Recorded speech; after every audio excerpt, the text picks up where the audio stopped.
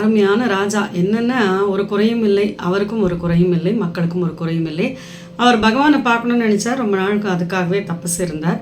அதுக்குன்னு வேலைகளை விட்டு விட்டல்ல, கர்மயோகியாக இருந்தார். ஒரு நாள் பகவான் அவருக்கு தரிசனம் கொடுத்தார். அவருக்கு ஒரே சந்தோஷமாகிடுது. உனக்கு என்ன வேண்டும் கேளு என்றார்.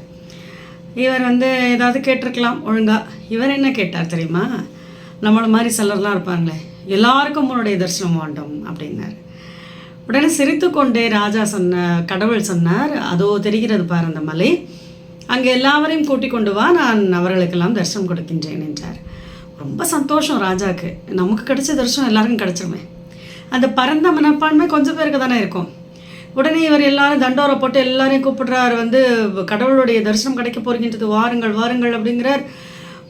மகாராணி, மந்திரி, அவருடைய சொந்தங்கள், பந்தங்கள், குடிமக்கள் எல்லாருமா ஏறி போகிறாங்க.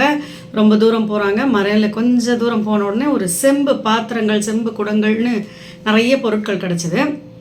அதை பார்த்தோன்னே குடிமக்கள்லாம் அதெல்லாம் எடுத்து போக ஆரம்பிச்சிட்டாங்க. உடனே ராஜா சொல்கிறார், ஐயோ இந்த செம்புக்கா அலைகின்றீர்கள், விலை மதிப்பு இல்லாத ஒரு பெரிய விஷயமே உங்களுக்கு கிடைக்க போகின்றது, கடவுளுடைய தரிசனம் கிடைக்க போகின்றது, இதெல்லாம் போட்டுட்டு வாங்க வாங்கங்கிற. இல்லை எங்களுக்கு இதான் போதும்னு போயிட்டாங்க. இன்னும் கொஞ்சம் தூரம் நடந்து போகின்றார்கள். வெள்ளி பொருட்கள் எல்லாம் கிடைக்கிறது மலையில். அதை எடுத்து சிலரெல்லாம் கிளம்பியாச்சு. இன்னும் கொஞ்சம் தூரம் போன உடனே தங்கம், கண்டிப்பாக இல்லையா? என்ன பார்த்தோம்? செம்பு, வெள்ளி, அடுத்து தங்கம். அதையெல்லாம் எடுத்து, என்ன தங்கத்தினுடைய விலை இல்லையா, எடுத்துட்டு எல்லாம் மடியில் கட்டின்னு போயாச்சு. இன்னும் கொஞ்சம் தூரம் போனால் அப்போயே ராணிக்கு முகமெல்லாம் மாறுது. ஐயோ என்னடா அது, கோட்டை விட்டுட்டோமோன்னு அப்படியே போய்கொண்டே இருக்கும் பொழுது கொஞ்சம் தூரம் போனோடனே வைரம், டைமண்ட் செக்ஷன் போனாலே எப்படி கவனிப்பாங்க ஜுவல்லரியில்.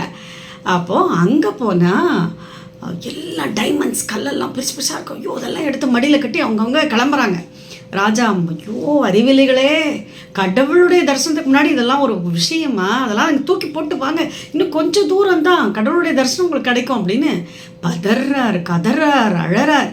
மனைவி, அதாவது ராணி மற்றும் மக்கள் எஞ்சிருந்த கொஞ்சம் பேர் இருக்காங்களா, மந்திரியெல்லாம் ரொம்ப புத்திசாலி இல்லையா, அவங்களாம் சொன்னாங்க, இல்லை நீங்கள் வேணால் அந்த தரிசனத்தை வாங்கிக்கோங்க, நாங்கள் எங்களுக்கு இந்த வைரம் போகிறோம் அப்படின்னு சொல்லி அவர்கள் எல்லாம் அதை மூட்டை கட்டி கொண்டு நடந்தார்கள். அவர் விடலை. கொஞ்சம் தூரம் போன உடனே பகவான் காட்சி தருகின்றார். பார்த்தாயான்னு சொல்லி சிரிக்கிறார். அப்போது ராஜா சொல்கிறார், விலை மதிப்பில்லாத உன்னுடைய அருமை இவர்களுக்கு தெரியவில்லை, கடவுளே என்னை மன்னித்து விடு என்று சொல்லுகின்றார். இதே போலத்தான் நம் வாழ்க்கையில் விலை மதிப்பில்லாத நிறைய விஷயம் இருக்கும். சொந்தம் இருக்கும், பந்தம் இருக்கும், பொருள் இருக்கும், எத்தனையோ விஷயங்கள்லாம் இருக்கும். அதையெல்லாம் விட்டுட்டு நம்ம விலையில்லாத பிடிச்சுட்டு இருக்கோம் பார்த்தீங்களா, அதான் வாழ்க்கை.